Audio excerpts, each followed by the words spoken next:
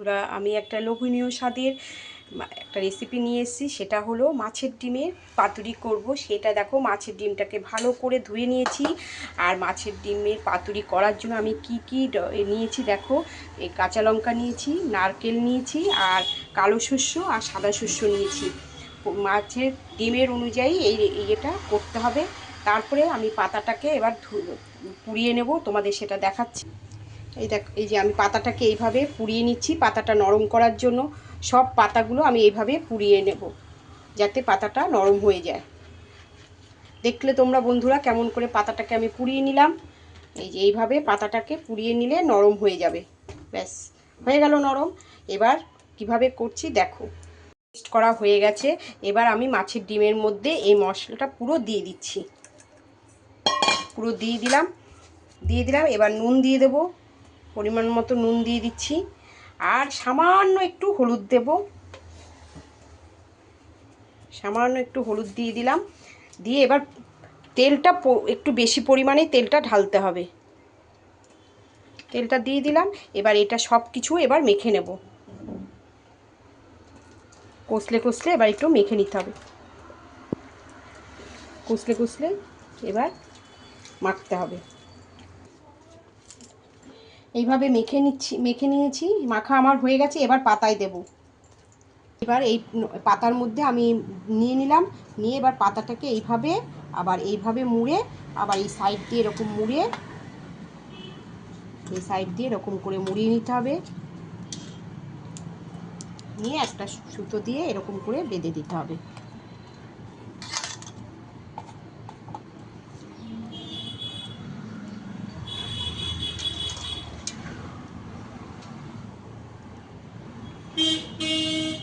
এরকম করে বেঁধে নিতে হবে।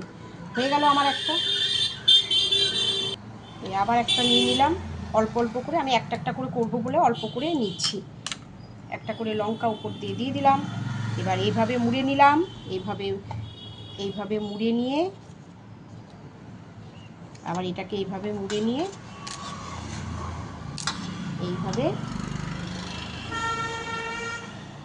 এটা করতে পারলে আর এক থালা ভাত সবাই খেয়ে নেবে। দারুণ টেস্টি খাবার, লোভনীয় খাবার। এই খাবারটা আমার মেয়ে ভীষণ পছন্দ করে। তাই এই খাবারটাও আমি বেশিরভাগ মেয়ে আমার পাতুরি পছন্দ করে বলেই আমার করতে হয়। তা কালকে আমার একটু মনও খারাপ হয়ে আমার সবগুলো হয়ে গেছে। এটাও করে নিচ্ছি। দিয়ে এবার আমি তাওয়ার মধ্যে দিয়ে দেবো এইভাবে বটে। এই যে আমার সবগুলো এখানে করা হয়ে গেছে। এই হচ্ছে, এবার আমি তাওয়াতে দিয়ে দেব। এই আমার সবগুলো করা হয়ে গেছে। এবার তাওয়ার গরম হয়ে গেছে। তাওয়ার মধ্যে আমি একটা করে দিয়ে দেব।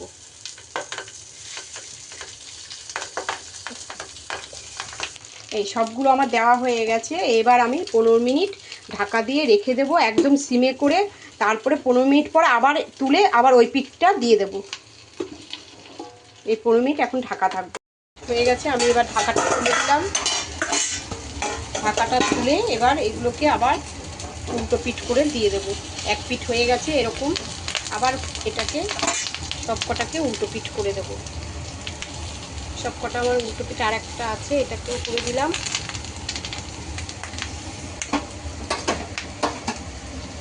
সবকটাকে উল্টো পিঠ করা হয়ে গেছে। আবার আমি 15 মিনিটের জন্য আবার ঢাকা দিয়ে রেখে দেব।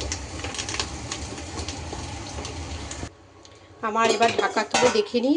হ্যাঁ, এই পিঠটাও আমার হয়ে গেছে। এই যে দেখো হয়ে গেল আমার ডিম পাতুরি। দেখে কেমন লাগছে পরে তোমাদের আবার দেখাচ্ছি। ডিম পাতুরিটা একটু ঠান্ডা হোক, তারপরে খুলে দেখাচ্ছি কেমন হয়েছে। এদিকে ওলের তরকারিটা হচ্ছে। আর এই মেয়ের জন্য একটু চিংড়ি মাছ ভাপে করব। তো চিংড়ি মাছটাও জল বসিয়ে দিয়েছি। এই চিংড়ি মাছটায় এই গরম জলের মধ্যে এই নোড়া দিয়ে ঢাকা দিয়ে রাখছি। এটা এবার হোক। এই হচ্ছে আমার মাছের ডিমের পাতুরি। আর এই যে পাতুরিটা একটা খুলে তোমাদেরকে দেখাচ্ছি। তোমরা দেখে বলবে কেমন লাগছে। যদি ভালো লাগে অবশ্যই আমি আশা করতে পারি একটা লাইক কমেন্ট। এই দেখো হচ্ছে মাছের ডিমের পাতুরি।